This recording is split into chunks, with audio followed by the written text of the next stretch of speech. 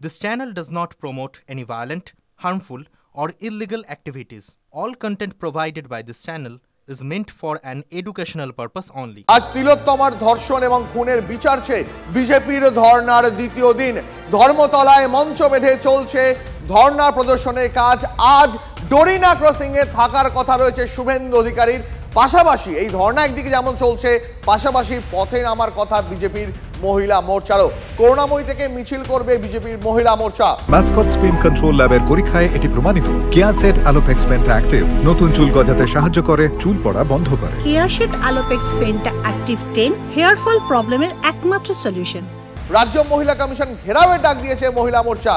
এদিকে তিলোত্তমা কাণ্ডের প্রতিবাদে আজ পথে বামেরাও। হাজরা মোড়ে অবস্থানে থাকবেন মীনাক্ষী মুখোপাধ্যায়। রাজাবাজারে বিক্ষোভ দেখাবে ছাত্র যুব সংগঠন এসএফআই ডিওয়াইএফআই। এই মুহূর্তে আমার সঙ্গে সুমন মহাপাত্র রয়েছেন, আমাদের সহকর্মী একেবারে ধর্মতলা ডোরিনা ক্রসিং থেকে। সুমন, আজ ধর্না, বিজেপির যে ধর্না কর্মসূচি তার দ্বিতীয় দিন।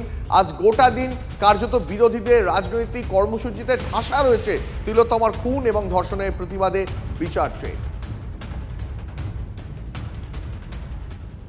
দেখো দীপ, বারবার যে স্বতঃস্ফূর্ত আন্দোলন এই তিলোত্তমা কাণ্ডে হচ্ছে, সেখানে কিন্তু অনেকেই অভিযোগ করছেন যে রাজনৈতিক দলগুলো এই আন্দোলনটাকে তাদের স্বার্থে ব্যবহার করতে চাইছে।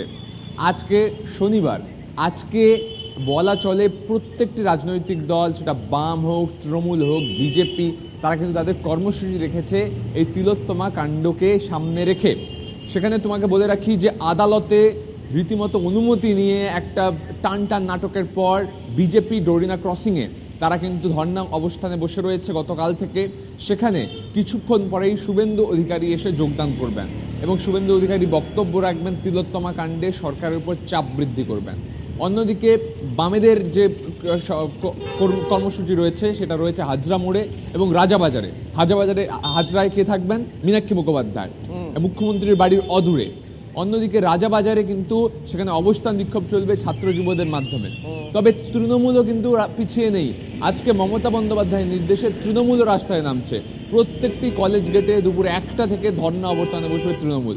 অর্থাৎ এই তিলোত্তমা কাণ্ডে যেভাবে একটার পর একটা খবর আমরা ব্রেক করছি, যেভাবে নতুন নতুন তথ্য উঠে আসছে, রাজনৈতিক দলগুলো কিন্তু ফুল ফোর্সে ঝাঁপাচ্ছে এই ইস্যুটাতে, পরিস্থিতিটাকে তাদের নিয়ন্ত্রণে নিতে। সেই জায়গায় শুভেন্দু অধিকারী আজকে রাস্তায় নামবেন, যেটা নিঃসন্দেহে একটা বড় পদক্ষেপ হতে চলেছে বিজেপির পক্ষ থেকে। বেশ, অনেক ধন্যবাদ। কথা বলছিলাম প্রতিনিধি সুমন মহাপাত্রের সঙ্গে।